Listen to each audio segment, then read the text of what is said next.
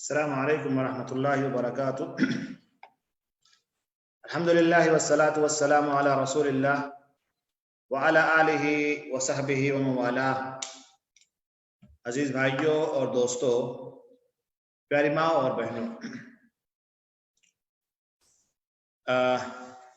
اس ہفتے کا یہ آخری دن ہے جس میں ہم اور آپ سارے لوگ مل کر کے یہ سن رہے تھے کہ خوشگوار ازدواجی زندگی کیسے گزاری جائے۔ بہت ساری باتیں آ چکی ہیں۔ آج میں نے آپ سے وعدہ کیا تھا کہ آج ہم آپ کے سامنے اللہ کے رسول صلی اللہ علیہ وسلم کی زندگی رکھیں گے کہ اللہ کے رسول صلی اللہ علیہ وسلم کا تعامل اپنی فیملی کے ساتھ کیسے تھا، اللہ کے رسول صلی اللہ علیہ وسلم اپنے گھر میں اپنی زندگی کیسے گزار رہے ہوتے تھے۔ ہم سارے لوگ جانتے ہیں کہ اللہ کے رسول صلی اللہ علیہ وسلم کی جہاں بہت ساری خارجی ذمہ داریاں تھیں، وہیں آپ صلی اللہ علیہ وسلم جو اپنے گھر میں آتے تھے تو ایک بہترین شوہر اور ایک بہترین باپ کا رول اللہ کے رسول صلی اللہ علیہ وسلم نے نبھایا ہے۔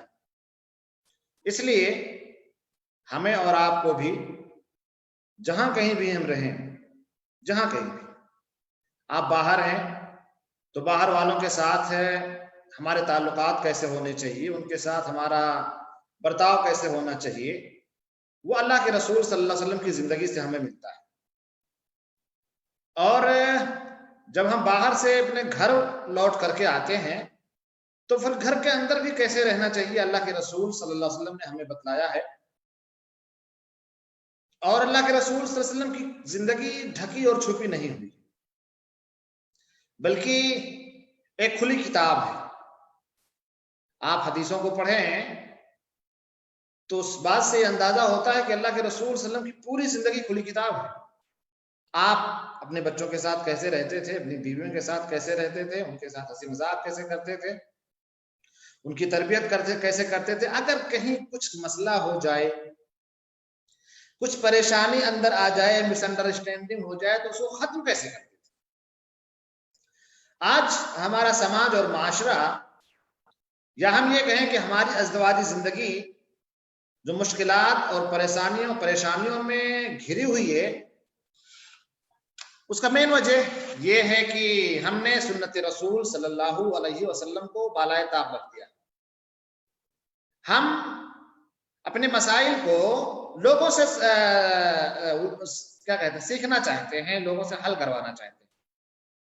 ہم اللہ کے رسول صلی اللہ علیہ وسلم کی زندگی کو بالکل بالائے طاق رکھ دیتے ہیں۔ سب سے پہلے جب بھی کسی پریشانی اور مصیبت میں ہو تو ہمیں اور آپ کو اپنے مسائل کا حل قرآن اور حدیث کے اندر ڈھونڈنا چاہیے، چاہے وہ دینی اختلافات ہوں یا دنیاوی اختلافات ہوں، عائلاتی اختلافات ہوں، خاندانی اختلافات ہوں۔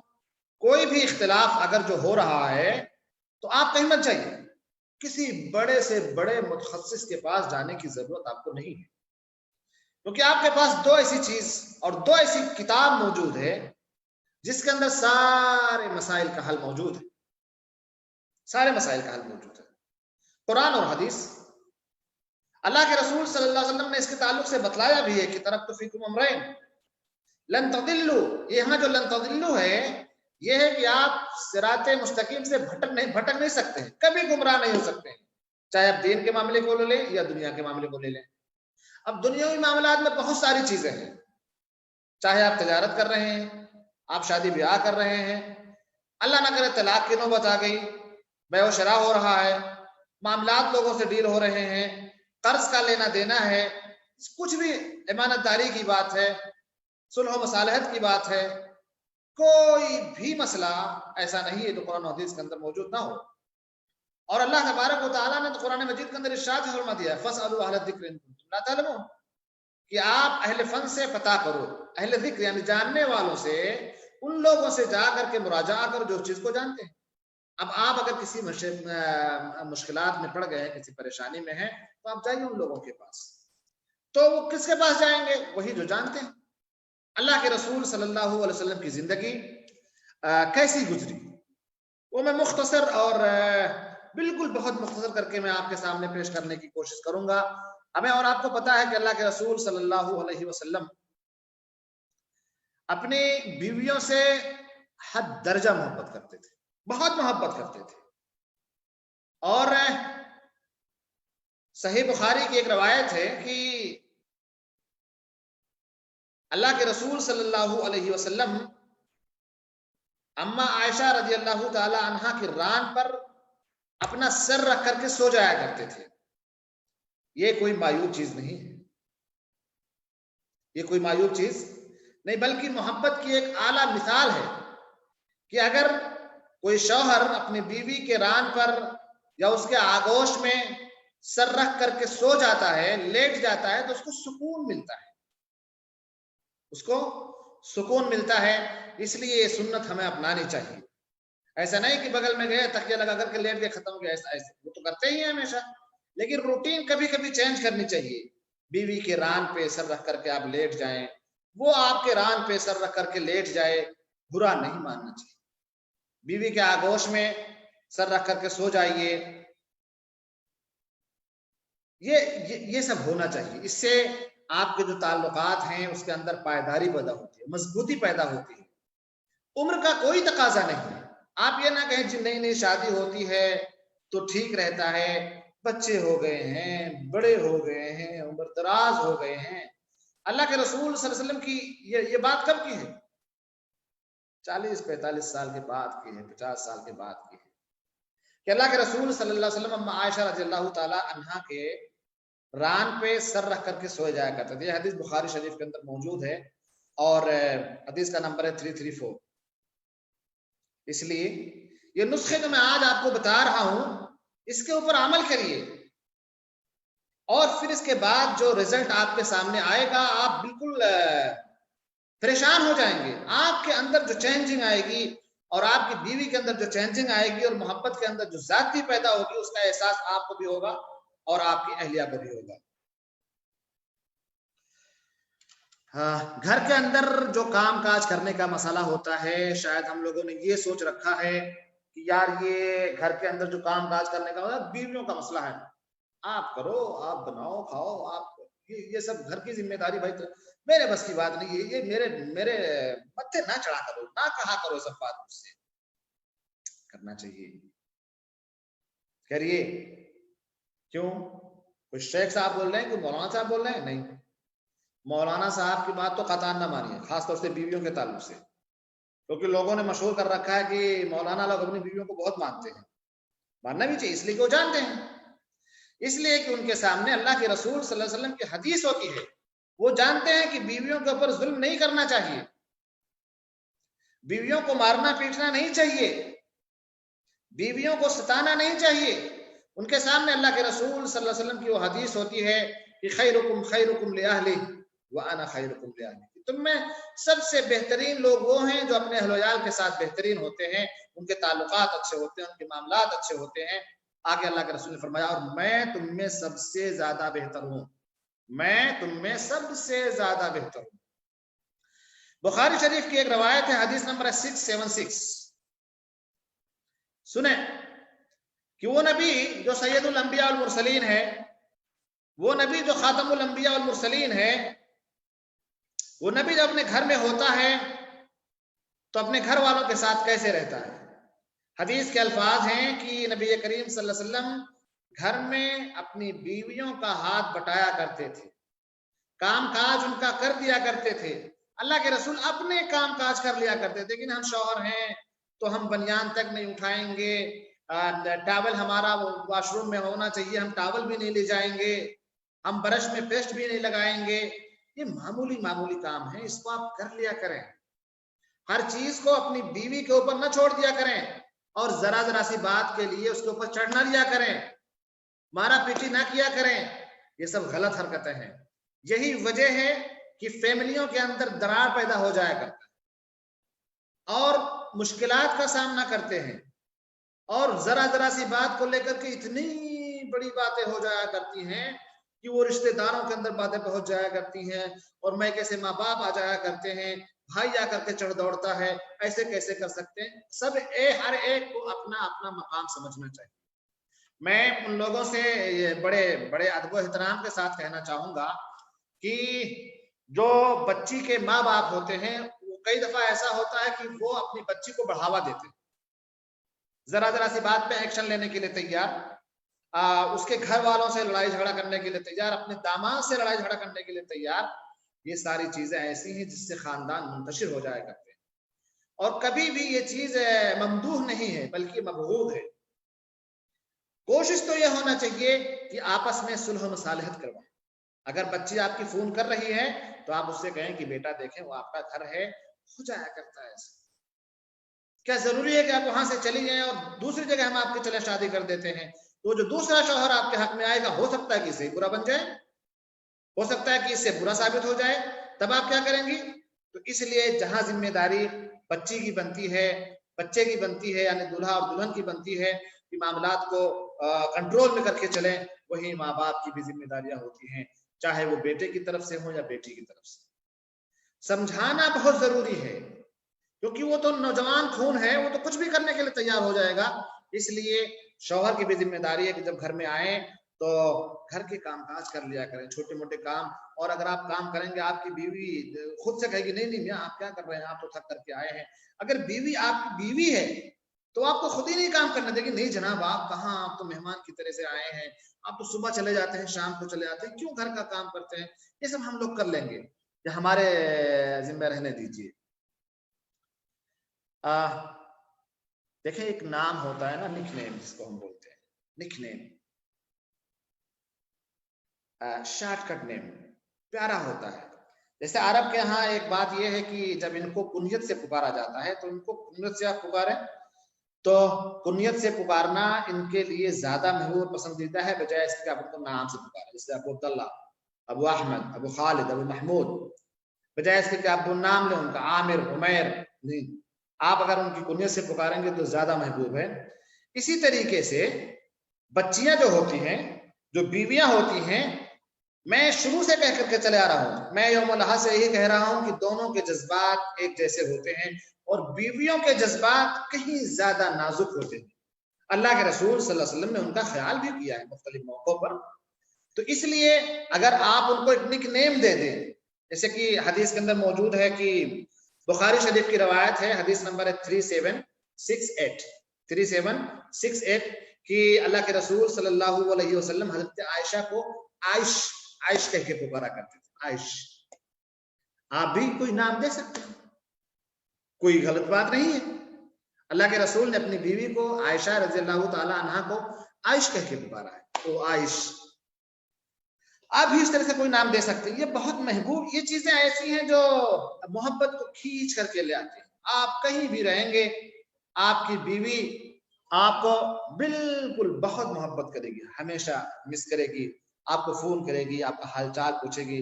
لیکن اگر آپ ترش رو بن کر کے رہیں گے، ماریں گے، پیٹیں گے، لڑیں گے، جھگڑا کریں گے، اٹھا کے برتن پھینک دیں گے، اس کی بات کو سنا بس کرو بس کرو بس کرو، جیسے بولنا چاہے گی بس بس سمجھ گیا، بڑی عقل مند بنی ہو، آ کر کے بیچ میں بول دیتی ہو. غلط بات ہے. عورتوں سے بھی اللہ کے رسول صلی اللہ علیہ وسلم نے مشورے لیے ہیں، بڑے بڑے معاملات میں مشورے لیے ہیں اللہ کے رسول صلی اللہ علیہ وسلم نے.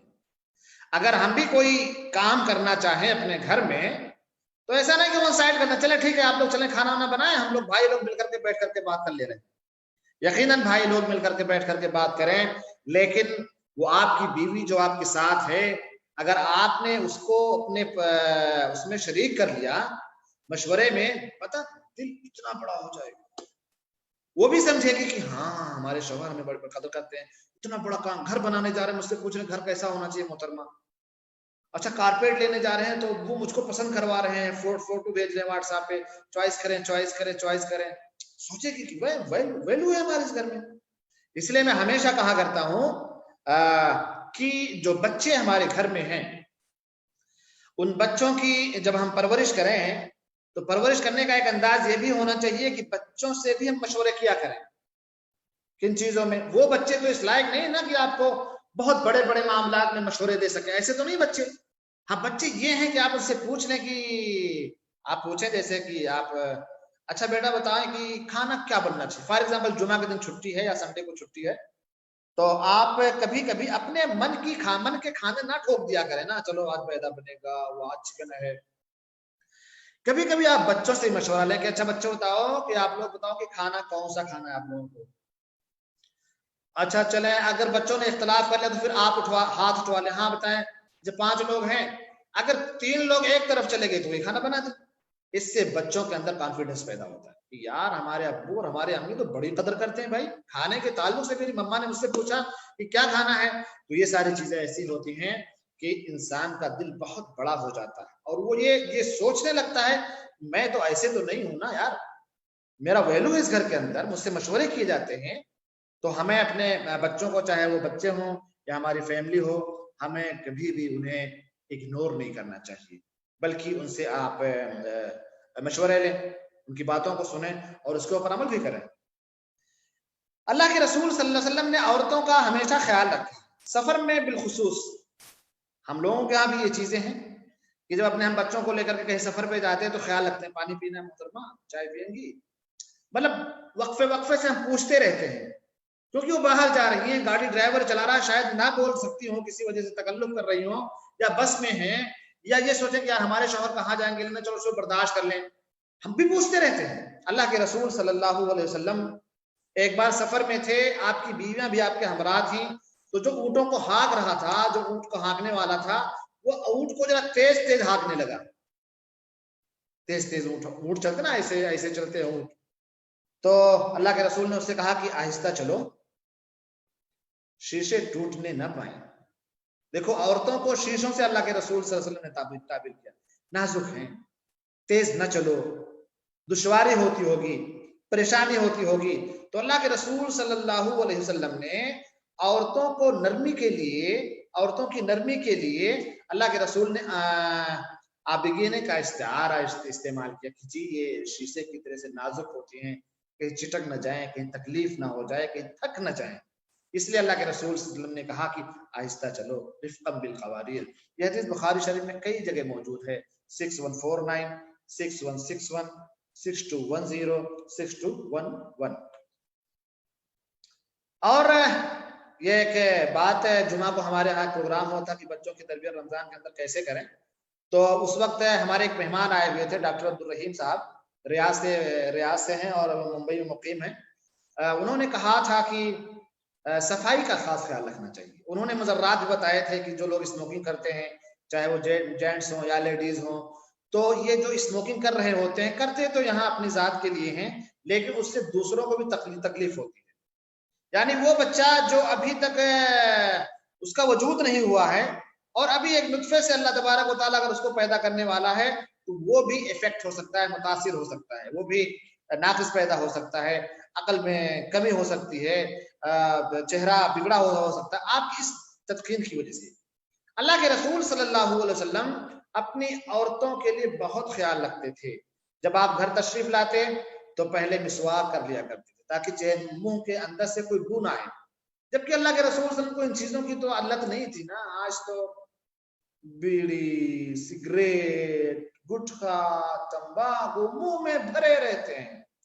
منہ کو عجیب سا لوگوں نے بنا رکھا ہے، پتہ نہیں کیا کیا اس کے اندر ڈالتے رہتے ہیں. ارے بھائی یہ منہ آپ کا بہت متبرک ہے، اس کو نظیف رکھیے، اس کو پاک صاف رکھیے، اس کو ایسا رکھیے کہ اس سے بو نہ آئے. اللہ کے رسول باہر سے آتے تھے تو مسواک کر لیا کرتے تھے تاکہ جب وہ اپنی بیویوں کے پاس جائیں تو ان کو تکلیف نہ ہو. آج جو لوگ میرے ویڈیوز کو سن رہے ہیں، دیکھ رہے ہیں، آپ خود فیصلہ کریں، مجھے کہنے کی ضرورت نہیں ہے. ہمارے ملکوں میں کتنے لوگ ایسے ہیں جو پان بیڑی کا سگریٹ کا دھندا کر رہے ہیں، کروڑوں میں کما رہے ہیں، زہر بیچ کر کے کروڑوں بندہ کما رہا ہے. اس کے اندر لکھا ہوا cigarette smoking is injurious to health, cigarette پینا صحت کے لیے ہانیکارک ہے، سگریٹ پینے سے آپ کو کینسر ہو سکتا ہے، سگریٹ پینے سے آپ اس مصیبت کے اندر پھنس سکتے ہیں، سگریٹ پینا موت کو دعوت دینا ہے. اس سب کے باوجود بھی ہم اسے پیتے ہیں، اپنے ہونٹ سے بہت پیار سے لگاتے ہیں. اور سگریٹ پینے والوں کو آپ دیکھ لیں گے صاحب تو دیکھتے رہ جائیں گے. ایک بندے کو میں نے دیکھا سگریٹ پیا اور دھواں ایسے گول گول گول گول گول گول نکال، اس کا ایک فن تھا. اب آپ جو اسموکر اپنی بیویوں کے پاس جاتے ہو، بیویاں کیسے برداشت کرتی ہوں گی، لیکن وہ بیچاریاں بول نہیں پاتی ہیں.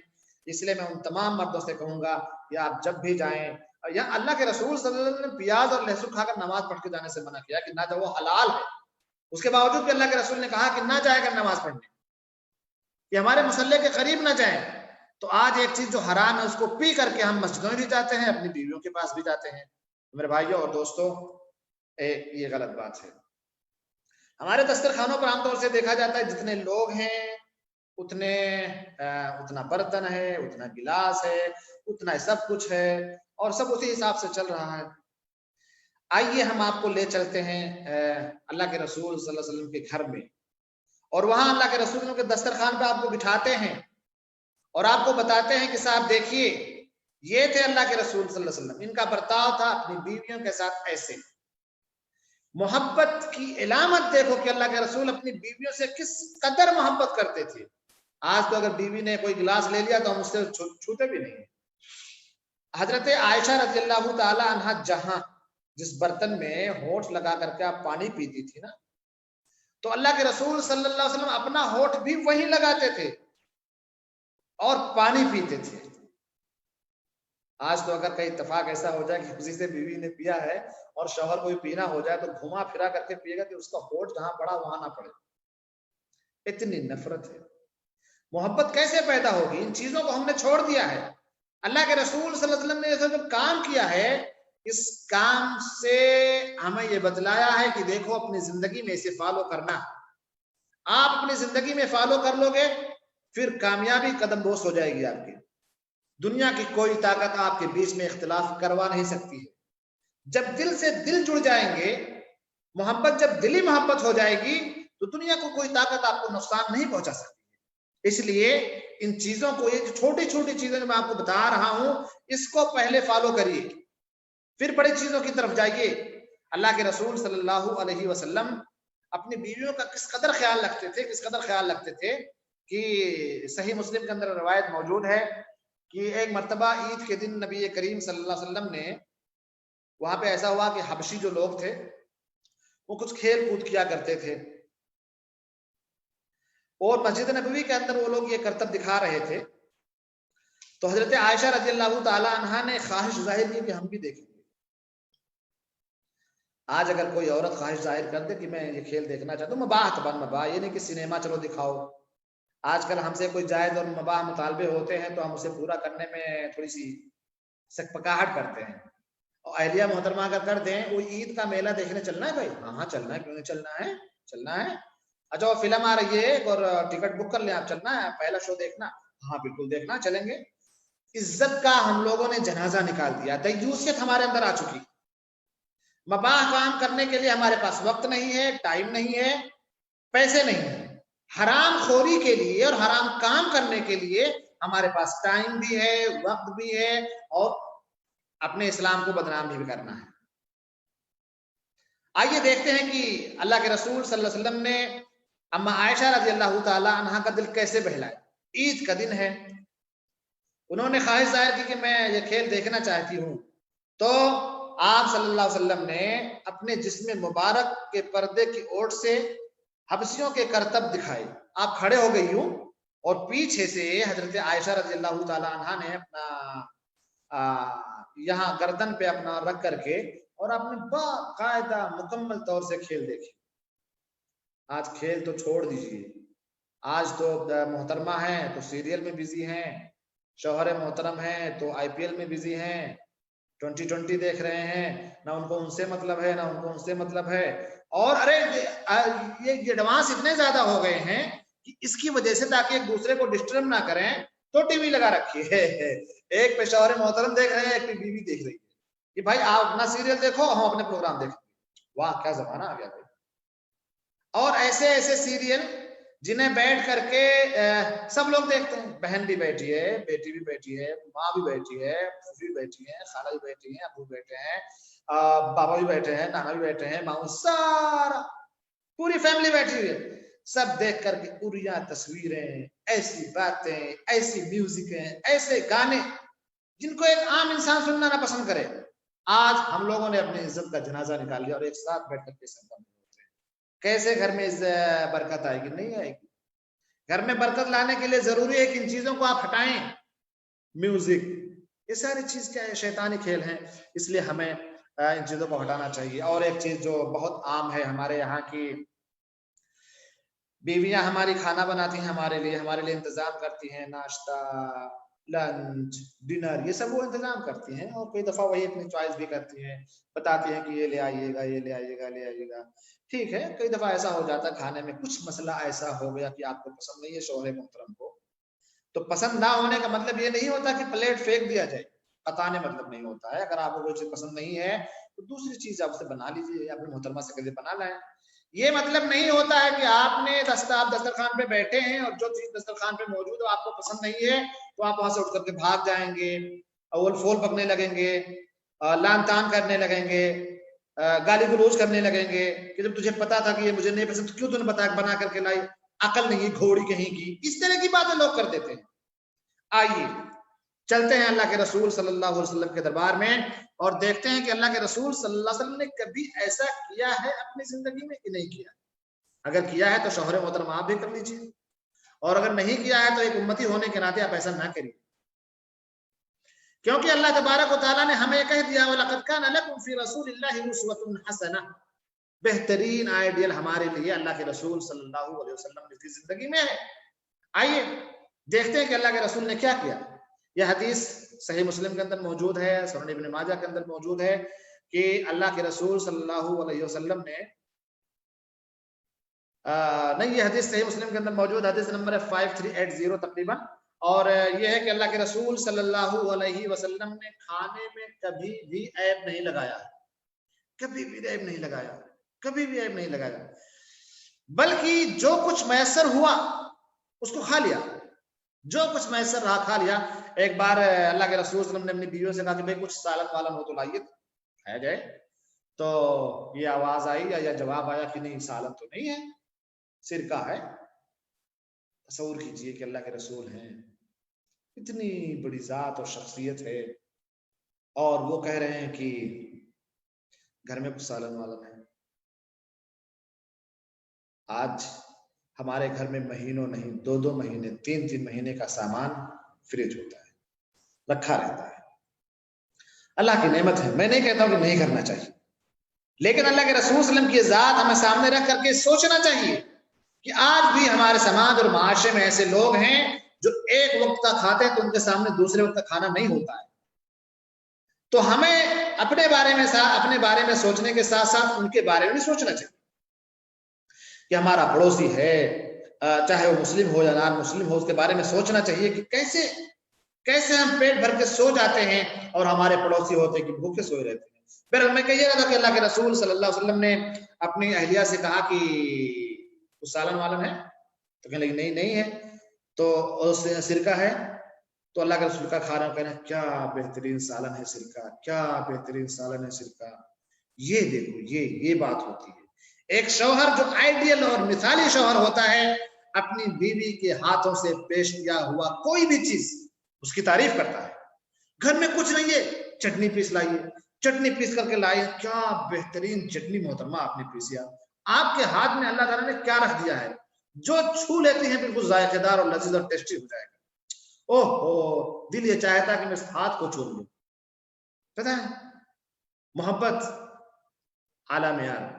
اس لیے اللہ کے رسول صلی اللہ علیہ وسلم نے کبھی کسی کھانے میں عیب نہیں نکالا. آج میں نے بہت سارے لوگوں کو دیکھا ہے، بہتوں کو میں نے دیکھا ہے صاحب، بہتوں کو میں نے دیکھا ہے کہ ان کے ناپسند کا کوئی بھی چیز بن جائے گھر میں، اگر ناپسند چیز بنا ہوا دسترخوان سے اٹھ کر کے ہوٹلوں میں ریسٹورنٹوں میں نے جاتے ہوئے دیکھا ہے. آج کل کے لوگ، آج کل کے نوجوان، آج کل کا جو ہماری جو نسل ہے وہ اس قدر زیادہ متنفر ہو چکی ہے کہ وہ اگر اس کے پسند کی کوئی چیز نہیں تو نہیں کھائیں گے. شاید انہی لوگوں کے بارے میں کسی شاعر نے کہا تھا کہ ہوئے اس قدر مہذب کبھی گھر کا منہ نہ دیکھا. کیونکہ جس طرح سے ہمارے بچے بگڑے ہوئے ہیں، ہماری نسلیں بگڑی ہوئی، چاہے بچے ہوں یا بچیاں ہوں جن کے پاس پیسے خاص طور سے ہیں، انہی کے بارے میں شاعر نے کہا تھا کہ ہوئے اس قدر مہذب کبھی گھر کا منہ نہ دیکھا، ہوئے اس قدر مہذب کبھی گھر کا منہ نہ دیکھا، کٹی عمر ہوٹلوں میں مرے اسپتال جا کر.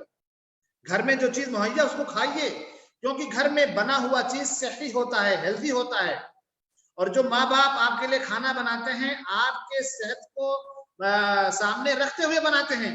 کہ ہمارے گھر میں جو بچہ ہے، ہماری جو بچی ہے، ہمارے جو ناتی پوتا ہیں، ان کے لیے کیا چیز مفید ہے، کیا چیز غیر مفید ہے. اور کئی دفعہ ایسا ہوتا ہے کہ کچھ چیز ایسی ہوتی ہے جو آئلی ہوتی ہیں، تو جو گھر کے بڑے ذمہ دار ہوتے ہیں ان کو منع کرتے ہیں کہ یہ نہ کھاؤ، آپ کے نقصان دہ ہے. تو جب یہ کہا جائے کہ یہ آپ کے لیے نقصان دہ ہے تو آپ یہ نہ کہیے کہ ایک ہی پیس کھا لیں، ایک ہی پیس کھا لیں. وہ ماں باپ جو آپ کے ہیں وہ آپ کے لیے بہت زیادہ سوچتے ہیں. جب آپ کسی پریشانی میں مبتلا ہو جاتے ہیں تو ان کی نیندیں حرام ہو جایا کرتی ہیں. اس لیے اللہ کے رسولوں کی زندگی کو ہمیشہ سامنے رکھیے. کھانے میں کبھی عیب نہ نکالیے، اور جو بھی کھانا مہیا ہو آپ اس کھانے کو یہ سمجھیے کہ بہترین کھانا ہے، اور کھانے کی تعریف کر کے آپ کھانا کھائیے. اللہ کے رسول صلی اللہ علیہ وسلم کے بارے میں آتا ہے کہ اللہ کے رسول صلی اللہ علیہ وسلم نے کبھی بھی، آج اپنی بیویوں کو ہم ہاتھ صاف کر لیا کرتے ہیں، اور اپنے غلاموں کے اوپر بھی ہم ہاتھ صاف کر لیا کرتے ہیں، ان کو مارنا اپنا حق سمجھتے ہیں. اس لیے کبھی بھی میرے بھائیوں اور دوستوں، بیویوں کو نہیں مارنا چاہیے اور نہ ہی اپنے غلاموں کو مارنا چاہیے، کبھی بھی نہیں مارنا چاہیے. لیکن آج بڑے افسوس کے ساتھ کہنا پڑ رہا ہے کہ ہم لوگ اس کا بالکل خیال نہیں رکھتے ہیں. ہم لوگ اس کا بالکل خیال نہیں رکھتے ہیں. ذرا سی بات کیا ہو گئی، ہم ان کے اوپر چڑھ دوڑے، ہم نے مار دیا ان کو، اور مارنا اپنا حق سمجھتے ہیں. مارنا اپنا حق سمجھتے ہیں کہ کیسے غلطی ہوگی، کیوں تم نے کر دیا، کیوں جرات کیسے ہوگی تمہاری. تو ان چیزوں سے پرہیز کرنا چاہیے، کیونکہ اللہ کے رسول صلی اللہ علیہ وسلم کی زندگی ہمارے اور آپ کے سامنے ہے، اور ہمیں اس کو ہمیشہ اپنے سامنے رکھنا چاہیے. اللہ کے رسول صلی اللہ علیہ وسلم نے کبھی بھی اپنے نہ کسی بیوی کو اللہ کے رسول صلی اللہ علیہ وسلم نے مارا ہے، اور نہ ہی کسی اپنے خادم کو اللہ کے رسول صلی اللہ علیہ وسلم نے مارا ہے. حضرت خدیجہ رضی اللہ تعالی عنہا سے اللہ کے رسول صلی اللہ علیہ وسلم نے جب شادی کی تو اس وقت حضرت خدیجہ رضی اللہ تعالی عنہا کی عمر 40 سال تھی، اور آپ صلی اللہ علیہ وسلم کی عمر 25 سال تھی. 15 سال کا فرق تھا. اللہ کے رسول 15 سال چھوٹے تھے، اور حضرت خدیجہ رضی اللہ تعالی عنہا 15 سال بڑی تھی. اب جب اتنا فرق ہے دونوں میں، اس کے باوجود بھی دیکھیے کہ اللہ کے رسول نے کبھی ان کو عمر کا تانا نہیں دیا. تم بیوہ تھی، ہم نے تم سے شادی کر لی، ہم تمہارے سہارا بن گئے، کبھی نہیں. بلکہ اس کے برعکس اللہ کے رسول صلی اللہ علیہ وسلم نے اس وقت تک کسی عورت سے شادی نہیں کی جب تک آپ باحیات تھی رضی اللہ تعالیٰ عنہ. کبھی کسی عورت سے شادی نہیں کی. خیال تک نہیں ہے اللہ کے رسول صلی اللہ علیہ وسلم کو شادی کر لی جائے. اور جب حضرت عائشہ رضی اللہ تعالیٰ عنہ کا انتقال ہو گیا، اس سال کو عام الحزن کہہ دیا گیا، غموں کا سال. بیوی جدا ہو رہی ہے، اللہ کے رسول صلی اللہ علیہ وسلم اس جدائی کو برداشت نہیں کر پا رہے ہیں. میرے بھائیوں اور دوستوں، حضرت خدیجہ رضی اللہ تعالی عنہا کی اگر خصوصیات کے بارے میں بات کی جائے تو شاید وقت ختم ہو جائے. انہوں نے اللہ کے رسول صلی اللہ علیہ وسلم کا سہارا جو دیا، کل بھی میں نے بتلایا تھا کہ جب آپ بہت زیادہ پریشان تھے تو سہارا بن کر کھڑی ہو گئی. انہوں نے آپ کو سہارا دیا، اور اتنی غمگسار تھی وہ کہ وہ اللہ کے رسول صلی اللہ علیہ وسلم کے ہر دکھ تکلیف میں سامنے کھڑی رہتی. یہی وجہ ہے کہ جبرائیل امین آئے اور انہوں نے اللہ کے رسول سے کہا کہ اللہ تبارک و تعالیٰ ان کو سلام عرض کر رہا ہے اور ان کے لیے جنت میں خوشخبری دے دیں گھر کی. سبحان اللہ.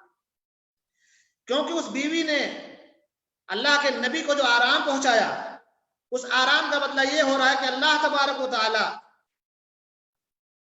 حضرت خدیجہ رضی اللہ تعالیٰ عنہ کو سلام عرض کر رہے ہیں جبرائیل السلام، اور کہہ رہے ہیں کہ ان کے لیے گھر میں جنت میں گھر کی بشارت ہے.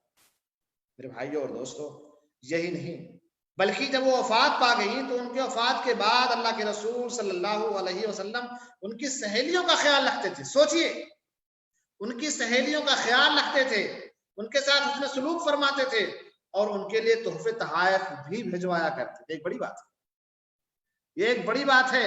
تو میرے بھائیوں اور دوستوں، اب میں مختصر طور سے اپنی بات کو رکھ کر اپنی بات کو ختم کروں گا، کیونکہ ہمارے بیچ ایک بہت ہی مکرم اور محترم شخصیت موجود ہے جو میری گزارش پر یا میرے ریکویسٹ پر شیخ صاحب تشریف لائے ہیں. میں ان کو جوائن کرنا چاہوں گا کیونکہ وہ ہمارے بہت ہی عزیز دوست ہیں، اور دوست ہونے کے ساتھ ساتھ ایک ذمہ دار شخص ہیں. ان کے بہت ساری خدمات بھی ان کے ہیں، وہ ہمارے بیچ میں ہیں. میں انشاءاللہ وہ آپ کے سامنے بھیجنا چاہوں گا بلکہ میں ان کو لنک بھیج دوں تاکہ شیخ صاحب مجھ سے جوائنٹ ہو جائیں. پھر انشاءاللہ میں آپ کو شیخ صاحب سے روبرو کراؤں گا.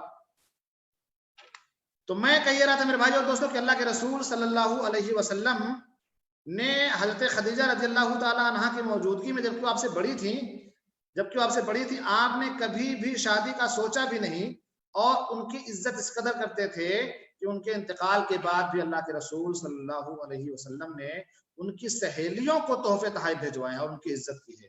تو ہمیں اس بات کا خیال رکھنا چاہیے۔ اگر ان چیزوں کا ہم خیال رکھ لے جائیں تو یقین مانیے کہ اللہ کے رسول صلی اللہ علیہ وسلم نے جو ہمیں طریقے بتلائے ہیں اس کے اوپر عمل کر کے ہماری زندگی خوشگوار گزر سکتی ہے۔ میرے بھائی اور دوستو، ہم لوگ کئی دفعہ سوچتے ہیں کہ اپنی بیویوں کے ساتھ بہت سیریس رہیں، ہم ان کے ساتھ ذرا سا ہنس کھیل لیں گے تو سر پہ چڑھ جائیں گے، ایسا نہیں ہے۔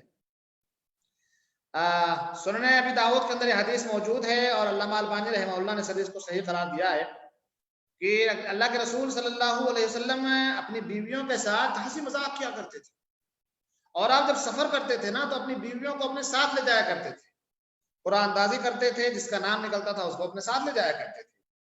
میں یہ حدیث جو آپ کے سامنے بیان کرنے جا رہا ہوں اس کے اندر بہت عبرت اور نصیحت ہے کہ ہمیں اپنی بیویوں کے ساتھ ہمیشہ سیریس نہیں ہونا چاہیے دوری بنا کر کے کہ وہ آپ سے ڈری رہے، بلکہ اسے قریب کیجیے، اس کے ساتھ ہنسی مذاق کیجیے، اس سے کھیلیے، ان کو موقع دیجیے، یہ بھی ایک رخ ہو سکتا ہے۔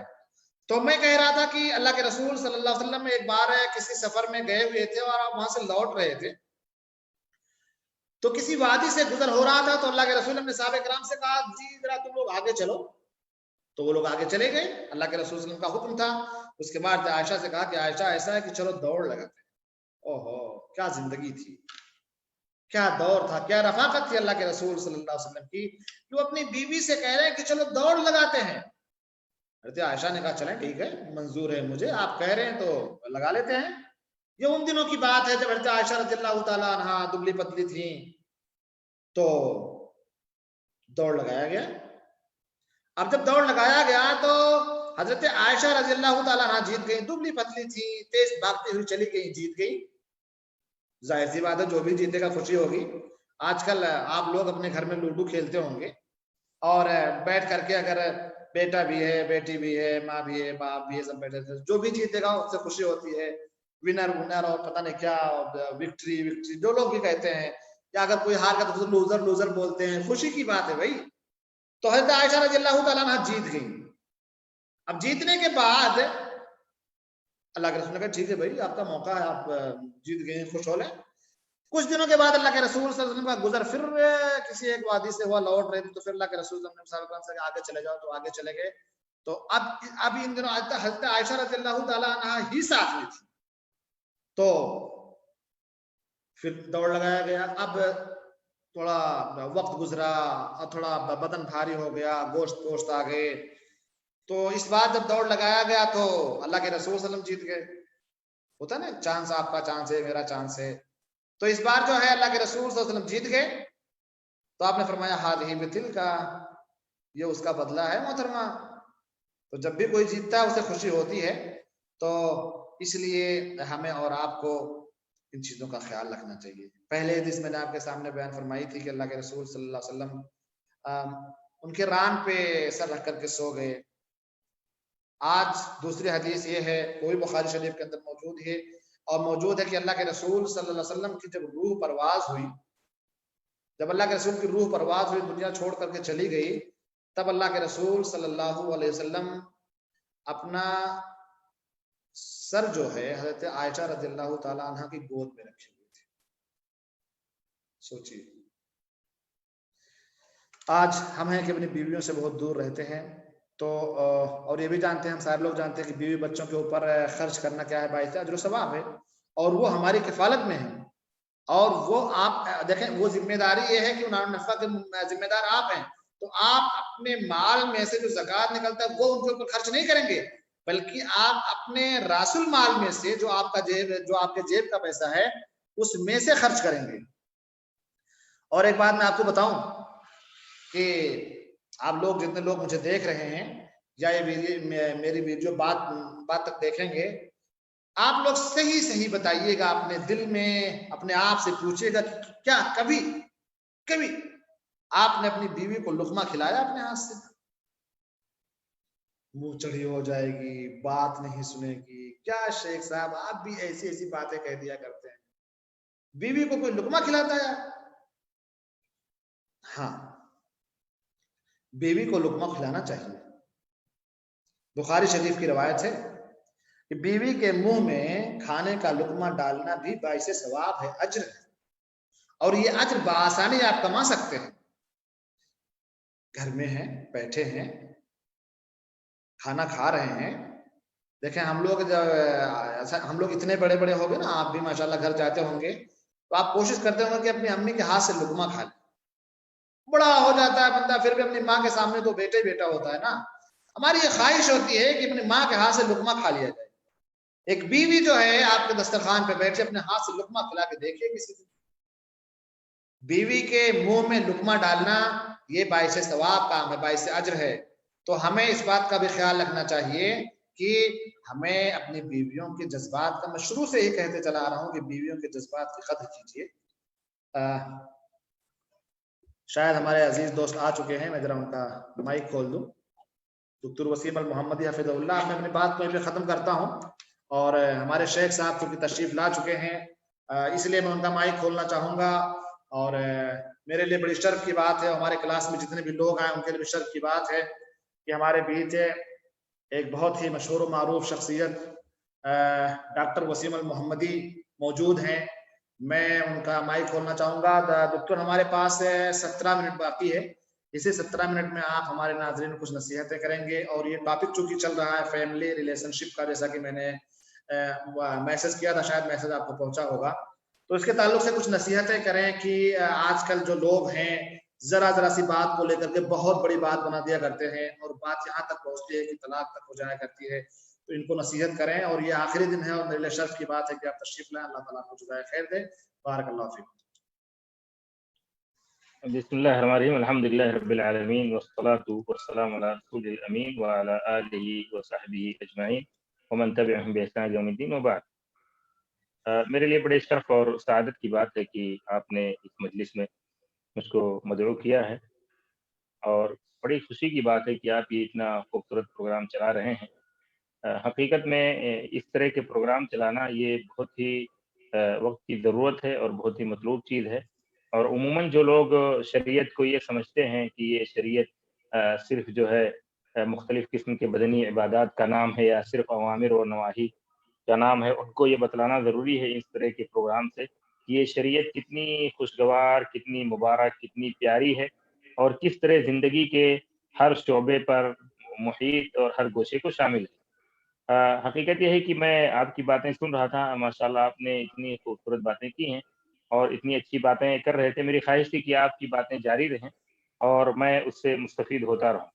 اور آپ نے چونکہ مجھے یہ حکم دیا ہے کہ میں اس سلسلے میں کچھ باتیں آپ لوگوں کے سامنے رکھوں، اور آپ نے اس کے لیے 17 منٹ کا وقت بھی دیا ہے، تو حقیقت یہ ہے میں اپنی بات جو ہے 5 سے 7 منٹ میں رکھوں گا. اور میری خواہش ہوگی کہ آپ جو ہے اس کے بعد اپنی بات جاری رکھیں اور جو گفتگو آپ کر رہے تھے اسے پھر سے دوبارہ شروع کریں، کیونکہ حقیقت میں وہ بڑی پیاری گفتگو تھی اور بہت ہی مبارک باتیں آپ کر رہے تھے جس سے ہم تمام لوگ مستفید ہو رہے تھے.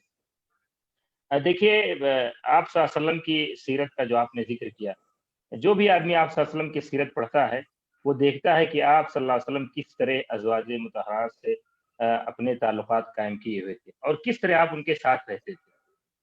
ہر شوہر کو، ہر مسلمان شوہر کو، ہر مسلمان بیوی کو چاہیے کہ آپ صلی اللہ علیہ وسلم اور آپ کے ازواج مطہرات کی سیرت کو پڑھیں. آج کل یہ سیرتیں ماشاءاللہ بہت خوبصورت انداز میں اور بہت ہی پیارے انداز میں چھپ کر کے مختلف زبانوں میں آ گئی. ایک اچھے اور ذمہ دار شوہر کی یہ ذمہ داری بنتی ہے کہ وہ اپنے گھروں میں ان کتابوں کو متوفر کرے، لائے اور رکھے اور ان کو دے کہ وہ پڑھیں. اپنی بیوی کو لائے، وہ سیرت خدیجہ ہے، سیرت عائشہ ہے، اسی طرح اور دیگر جو ازواج مطہرات ہیں ان کی سیرت ہے، آپ صلی اللہ علیہ وسلم کی بیٹیوں کی سیرت ہے، ان کو لائے اور خود بھی اس کو پڑھے اور آپ صلی اللہ علیہ وسلم کی سیرت کو دیکھے، سیرت کے ان پہلوؤں کو دیکھے جن میں آپ صلی اللہ علیہ وسلم اپنی ازواج مطہرات کے ساتھ تعامل کرتے ہوئے دکھتے ہیں. جیسے آپ نے 2-3-4 واقعات بتائے، تو یہ چیز اس کو بہت زیادہ تعاون دے گی اور بہت زیادہ اس کی مدد کرے گی ازدواجی زندگی گزارنے میں اپنے گھر میں. اور یہ ایک عام بات ہوئی جو میں کہنا چاہتا تھا. دوسری ایک اہم بات میں یہ کہنا چاہتا ہوں کہ دیکھیے یہ جو آپ کی فیملی ہے، جو شوہر ہے اس کی بیوی اور بچے ہیں، یا جو بیوی ہے اس کا شوہر اور بچے ہیں. ظاہر بات ہے بچے دونوں کے ہیں، بیوی کے لیے شوہر ہے، شوہر کے لیے بیوی ہے. ہن لباس لکم وانتم لباس لہم، دونوں ایک دوسرے کا لباس ہے. یہ جو گھر ہے اس میں ہر آدمی چاہتا ہے کہ اس کے گھر میں خوشی ہو، سعادت ہو، یا کم سے کم ہر آدمی یہ چاہتا ہے کہ وہ زندگی میں خوش رہے. زندگی میں خوش رہنے کے دو طریقے ہیں جو آدمی کو خوش رکھتے ہیں. ایک آدمی کا جس قدر اس کے رب کے ساتھ تعلق اچھا ہوگا وہ خوش رہے، اور دوسرا جس قدر اس کا تعلق اللہ کے بندوں کے ساتھ اچھا رہے گا وہ خوش رہے. تو سعادت کے یہ دونوں راستے ہیں، آپ کا اللہ تعالیٰ کے ساتھ تعلق اور آپ کا اللہ کے بندوں کے ساتھ تعلق. جو تعلق آپ کا اللہ تعالیٰ کے ساتھ ہے وہ ایک طرف، اور جو آپ کا اللہ کے بندوں کے ساتھ تعلق ہے وہ دوسری طرف. یہ جو دوسرا تعلق ہے، سعادت کا جو دوسرا سبب ہے، یعنی آپ کا اللہ کے بندوں کے ساتھ تعلق، اس کا آپ یقین جانیں 70-80% حصہ اس سعادت کا آپ کے گھر میں ہے. اگر آپ اپنے گھر میں خوش نہیں ہیں، سعید نہیں ہیں، تو پوری دنیا آپ کو خوش کرنا چاہے آپ خوش نہیں رہ سکتے. آپ باہر نکل کے جائیں، دنیا سے جیت کر کے آئیں، فتح حاصل کر کے آئیں، کامیاب ہو کے آئیں، لیکن گھر میں آ کر کے آپ کو اگر خوشی نہیں ملتی ہے تو آپ کی خوشی بیکار ہے. لیکن اس کے برعکس اگر آپ اپنے گھر میں خوش ہیں، گھر میں سعید ہیں، گھر میں آپ مسرت سے رہتے ہیں، تو باہر بھلے آپ کو خوشی نہ ملے تو آپ کی زندگی گزر جائے گی، اچھے سے گزر جائے گی. سعادت کا جو اصل دار و مدار ہے، جس کا تعلق بندوں سے ہے، وہ اصل آپ کا گھر ہے. اب جب آپ یہ جان لیے کہ آپ کا گھر سعادت کا دار و مدار ہے، تو آپ کی یہ ذمہ داری بنتی ہے کہ آپ اپنے گھر کو خوشیوں سے بھریں. اب یہاں پہ یہ آپ جان لیجئے کہ ایک بیوی کے لیے ممکن نہیں ہے کہ وہ اپنے گھر کو خوشیوں سے بھرے جب تک وہ اپنے شوہر کو خوش نہ رکھ سکے، جب تک اس کا شوہر اس سے خوش نہ رہے. اور ایک شوہر کے لیے یہ ممکن نہیں ہے کہ وہ گھر کو باسعید اور خوشیوں سے بھرا ہوا بنائے جب تک وہ اپنی بیوی کو خوش نہ کر سکے. ناممکن ہے. اگر بیوی ناراض ہے، بیوی ٹینشن میں ہے، بیوی خوش نہیں ہے، بیوی منہ بنائے ہوئے ہے، تو گھر میں داخل ہوتے ہی آپ کا موڈ اتر جائے گا. اسی طرح اگر شوہر ناراض ہے تو بیوی کے لیے وہ کل کائنات ہے، اس کے لیے کیا بچے گا. تو ہر وہ چیز کرنی چاہیے، ہر وہ طریقے اختیار کرنا چاہیے جس سے زوجین ایک دوسرے کو خوش رکھیں. اور چونکہ یہ خوشی رکھنا، دونوں کا خوش رہنا، یہ گھر کے لیے، ان کے بچوں کے لیے بہت ضروری ہے، اس کی تربیت کے لیے بہت زیادہ ضروری ہے. اس لیے اس خوشی کی راہ میں اور اس سعادت کی راہ میں دونوں اپنی اپنی چھوٹی چھوٹی خواہشات کی قربانی دینے سے گریز نہ کریں. یہ بہت ہی اہم چیز ہے. اس کو ہر شوہر کو اور ہر بیوی کو ذہن میں بیٹھا لینا چاہیے کہ گھر میں خوشی کا پیدا کرنا، گھر میں سعادت کو لانا، یہ دونوں کی ذمہ داری ہے. اور یہ سعادت بہت ہی اہم ہے، گھر کی سب سے بڑی چیز ہے. تو جب یہ سعادت بہت زیادہ اہم ہے تو اس سعادت کے حصول کے لیے چھوٹی چھوٹی جو آپ کی خوشیاں ہیں، چھوٹی چھوٹی خواہشات ہیں، اس بڑی خواہش کے لیے، اس بڑی خوشی کے لیے اس کو قربان کر دیں. اس سلسلے میں علماء نے بہت سارے ضوابط بتائے ہیں، بہت سارے قواعد بتائے ہیں. بہت سارے بڑے لوگ جو ہوتے تھے جب اپنی بیٹیوں کو رخصت کرتے تھے تو ان کو وصیتیں کرتے تھے. بہت سارے جو دانا بینا باپ ہوتے ہیں وہ اپنے بیٹوں کو سمجھاتے ہیں کس طرح بیوی کے ساتھ رہنا چاہیے، کس طرح نہیں رہنا، کیا بات کیئر کرنی چاہیے، کیا نہیں کرنی چاہیے. اس میں بہت ساری چیزیں لوگوں نے ذکر کی. میں ایک دو چیزیں مثال کے طور پہ ذکر کرتا ہوں. زوجین کو کبھی یہ نہیں سوچنا چاہیے کہ وہ ایک دوسرے پر غالب آنے کی کوشش کریں. زوجین کے درمیان کوئی محاذ اور مقابلہ آرائی نہیں ہوتی. وہ دونوں ایک دوسرے کے لیے لباس ہیں. لباس کا مطلب یہ ہے کہ دونوں کا ایک دوسرے کے بغیر چارہ نہیں ہے.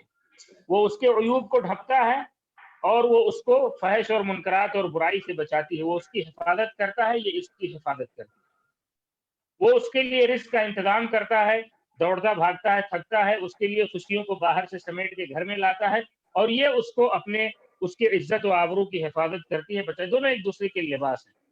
تو دونوں میں کوئی مقابلہ نہیں ہے. زوجین کو کبھی یہ نہیں سوچنا چاہیے کہ وہ دونوں پارٹنر کے بجائے کوئی مد مقابل چیز ہے، وہ مد مقابل نہیں ہے، وہ دونوں پارٹنر ہیں، اس طرح نہیں ہے۔ تو کبھی ایک دوسرے سے کوئی بات ہو، کوئی مسئلہ ہو تو غالب ہونے کی کوشش نہیں کرنی چاہیے۔ ہر طرف کو، یعنی دونوں کو کی خواہش یہی ہونی چاہیے کہ کوئی بات اگر ہو بھی جائے تو اس میں غلبہ کی خواہش نہ ہو۔ جتنی ہی جلدی پیچھے ہٹ کر کے آپ معاملے کو ٹھنڈا کر لیں، معاملے کو صحیح کر لیں، وہی آپ کے حق میں بہتر ہے۔ تو یہ غلبہ والی چیز ذہن میں نہیں ہونی چاہیے، اور اس میں سب سے بڑی ذمہ داری شوہر کی بنتی ہے، کیونکہ بیوی جو ہے بہرحال عورت ہے، اس کو وہ زیادہ کمزور ہوتی ہے۔ تو یہ کوئی مسئلہ ہو گیا، کوئی اختلاف ہو گیا، تو اب یہ نہیں سوچنا چاہیے کہ مجھے اس میں غالب آنا ہے اور مجھے اس کو جیتنا ہے، کیسے بھی مجھے سامنے والے کو نیچے دکھانا ہے۔ عورتوں کے اندر بھی یہ کمی ہوتی ہے، مرد کے اندر بھی ہوتی ہے، دونوں کو اس سے بچنا چاہیے، بہت اہم چیز ہے، کیونکہ اس سے نفرت بڑھتی ہے اور شیطان جو ہے بیچ میں داخل ہو جاتا ہے۔ اسی طرح جو ہے بیوی کو چاہیے خاص طور سے کہ اگر شوہر بہت غصے میں ہے، کوئی مسئلہ ہو گیا ہے، تو بھلے وہ غلطی ہی پر ہو تو اس کو پلٹ کے جواب نہیں دینا چاہیے، زیادہ جو ہے اس کو بار بار ٹوکنا نہیں چاہیے۔ ہاں، جب موڈ خوشگوار ہو، جب بعد میں حالات نارمل ہو گئے، ساری چیزیں صحیح ہو گئی، تو اس کو پیار سے، محبت سے، اگر ضروری سمجھتی ہے، اس میں کوئی نقصان ہے تو بتا دے، ورنہ وہ بھی ضروری نہیں ہے۔ رات گئی بات گئی، اس کو کھودنے سے دوبارہ اگر پھر یہ امکان ہے کہ بھی ماحول مقدر ہو جائے گا، تو ضروری نہیں ہے کہ اس کو ہر چیز کو ضروری نہیں ہے ریپیٹ کیا جائے، بات چلی گئی، آپ کا کون سا نقصان ہوگا۔ تو اس میں یہ چیز جو ہے بہت ہی زیادہ اہم ہے۔ بہت سارے لوگ ہیں جو اپنی بیٹیوں کو رخصت کرتے ہوئے یہ چیز سمجھایا کرتے تھے، اور بہت سارے حکماں کے یہاں آیا ہے، بہت سارے ہوشیار شوہر ہے وہ اپنی بیوی کو سمجھاتے، انہوں نے کہا ہے کہ اس طرح کے اوضاع میں گفتگو نہیں کرنی چاہیے۔ شوہر کی بہت ساری ذمہ داریاں ہیں، کوئی بات ہو جائے، کوئی مسئلہ ہو جائے، کوئی غلطی ہو گئی، کوئی چیز ہو گئی، کوئی کوتاہی ہو گئی، تو ہر چیز کو کیئر نہیں کرنا چاہیے، صرف اسی چیز کو کیئر کرنا چاہیے جو بہت ہی زیادہ اہم ہو۔ اور دوسری بات یہ ہے کہ اس کیئر کرنے میں بھی اس طرح کیئر کرنے آپ نہ جائیں کہ معاملے کو اور بگاڑ، ورنہ زیادہ سے زیادہ چشم پوشی سے کام لینا چاہیے۔ زیادہ سے زیادہ آپ کوشش کریں چشم پوشی سے کام لیں، کوئی چیز ہو گئی ہے تو اس کو جانے دیں، ایک غلطی ہو گئی، جب تک کہ وہ غلطی اس قدر سنگین نہ ہو کہ اس پہ سخت نوٹس لینے کی ضرورت، تو آدمی کیوں۔ اس کے علاوہ یہ تو کچھ بچنے والی چیزیں ہیں جن سے آدمی بچتا ہے، بلا وجہ کا غصہ کرنا، بلا وجہ کا ڈانٹنا، بلا وجہ کا گالی گلوز کرنا، بلا وجہ کی اس طرح کی چیزوں کو لانا۔ ایک اہم چیز یہ ہے جس سے تعلقات مزید خوشگوار ہوتے ہیں، یہ تو تعلقات کو مضبوط بناتے ہیں۔ شوہر کو یہ بھی کوشش کرنی چاہیے وقتاً فوقتاً جو ہے بیوی کے لیے ہدیہ لائے، تحفے تحائف لائے، اس کے لیے جو ہے اس کے خواہشات کا خیال رکھے، اس کو جو چیزیں پسند ہیں اس کے پسند کی چیزوں کو لائے، بغیر بتائے ہوئے کبھی اچانک اس کو سرپرائز دے ہدایہ وغیرہ کی شکل میں، اور جو ہے کوئی چیز جو چیزیں اس کو زیادہ پسند ہے ان کا خاص طور سے اہتمام کرے، یہ چیزیں شرعاً مطلوب ہیں۔ اس سے محبت میں پائیداری آتی ہے، اور جس قدر محبت میں شوہر کی طرف سے پائیداری آئے گی تو اسی قدر بیوی زیادہ مطیع اور فرما بردار اور جو ہے اچھی سے اچھی ہوتی جائے گی۔ بیوی کو بھی اسی طرح چاہیے کہ شوہر کی خواہشات کا خیال کرے، جو چیزیں شوہر کو پسند ہیں ان کی رعایت کرے، جو عادتیں شوہر کو پسند نہیں ہیں اگر وہ شریعت سے ان کا تعلق نہیں ہے تو انہیں چھوڑ دے۔ بہت ساری چیزیں ہوتی ہیں شوہر کو نہیں پسند ہوتی، ایسے ہی عام زندگی، روزمرہ زندگی میں بیوی کو چاہیے ان سے بچے اور اجتناب کرے اور دور ہو جائے۔ تو یہ اس طرح کی بہت ساری جو ہے چھوٹی چھوٹی چیزیں ہیں، اگر ایک گھر میں آدمی ہے تو یہ سوچ کر کے چلے کہ ہم دونوں پارٹنر ہیں، شریک حیات ہیں، مقابل نہیں۔ اور اہم چیز یہ ہے کہ آپ اس پارٹنری کو زیادہ سے زیادہ مضبوط کرنے کے لیے کیا کیا کر سکتے ہیں۔ شوہر کو چاہیے بیوی کے لیے وقت نکالے، بیوی کو چاہیے شوہر کے لیے وقت نکالے۔ اور اسی ضمن میں جیسے شیخ پرویز صاحب بھی ذکر کر رہے تھے کہ آپ صلی اللہ علیہ وسلم نے عائشہ رضی اللہ تعالیٰ عنہا سے مسابقہ کیا، ایک بار وہ جیت گئی، دوبارہ آپ صلی اللہ علیہ وسلم جیت گئے۔ عائشہ رضی اللہ تعالیٰ عنہ عید کے دن کچھ احباش جو ہے کھیل دکھا رہے تھے مسجد نبوی میں، تو آپ صلی اللہ علیہ وسلم کھڑے ہو گئے اور وہ آپ کے اوٹ سے جو ہے پیچھے سے دیکھتے رہے۔ حضرت عائشہ نے خود کہا رضی اللہ عنہا کہ آپ سوچئے ایک کم عمر لڑکی ہو اور جو ہے حدیث السن ہو، اور اس کو جو ہے کھیل دیکھنے کا کتنا شوق ہوتا ہے، جب تک وہ کھڑی رہی آپ صلی اللہ علیہ وسلم ہلے بھی نہیں، نہ آپ نے کہا کہ جو ہے چلو بس کرو یا ہٹاؤ اب میں تھک گیا ہوں، کوئی چیز نہیں۔ جبکہ آپ صلی اللہ علیہ وسلم کی عمر آپ کو پتا ہے، مدنی زندگی میں تو آپ صلی اللہ علیہ وسلم تو ہجرت ہی کی ہیں 53 سال میں، تو کتنی عمر آپ کی رہی ہوگی۔ تو یہ خواہشات کا ایک دوسرے کے احترام کرنا اور जो बात मैं इशारा करना चाहता था शेख परवेज साहब ने जो पहली हदीस दी खेलने की बात, आप वक्त निकालें, घर में ऐसे बहुत सारे जायज और मुबाह खेल होते हैं जो हम खेल सकते हैं, अपने बच्चों के साथ खेलें, अपनी अहलिया को उसमें शरीक कर लें और सब आपस में मिलके खेलें, हंसी मजाक करें, बैठें, घर को खुशगवार बनाएं। आप खुद सोचें, जब आप बाहर अपने दोस्तों के साथ बैठते हैं, उनके साथ आते हैं, तो किस कदर उनके साथ आप खुशी से हंसी मजाक करते हैं, लतीफे सुनाते हैं, खुश होते हैं और मजलिस को खूब अच्छा बना करके उठते हैं। यही चीज आपको घर में भी करने की जरूरत है, वक्त देने की जरूरत है। कोई दोस्त आपको 2 बजे रात में फोन किया, मुझे ये काम है, आ जाइए, आप फौरन उतर के चले जाएंगे। बीवी 2 बजे रात में अगर कह दे कि मुझे ये परेशानी हो रही है, तो आप कहेंगे चुपचाप सो जाओ, बाद में देखेंगे। ऐसा नहीं होना चाहिए। इसी तरह ऐसा भी होता है, इसका उल्टा भी, कि अगर शौहर अपने 4 दोस्तों को घर में ले आया है कि उनके लिए चाय बना दो, खाना बना दो, तो बीवी का चेहरा बन जाता है। लेकिन अगर बीवी के ससुराल वाले आ जाएं, तो बीवी जो है खुशी से कूद-कूद करके खाना बनाती है, उसको कोई मसला नहीं है। मतलब बहुत सारे दोस्त अहबाब लतीफ़ा सुनाते हैं कि जब भाई हम दोस्तों को लेके जाते हैं, तब तो मुँह और चेहरा बन जाता है। लेकिन अगर बीवी के पहचान के लोग आ जाएँ, तो गुनगुनाते हुए काम करेंगी, गुनगुना रही हैं, काम कर रही हैं, खुश हैं। इससे जो है होगा क्या, इससे नुकसान ये होगा कि आपके शौहर को आपके रिश्तेदारों से भी नफ़रत हो जाएगी। वो सोचेगा, ऑटोमेटिक ये चीज़ है।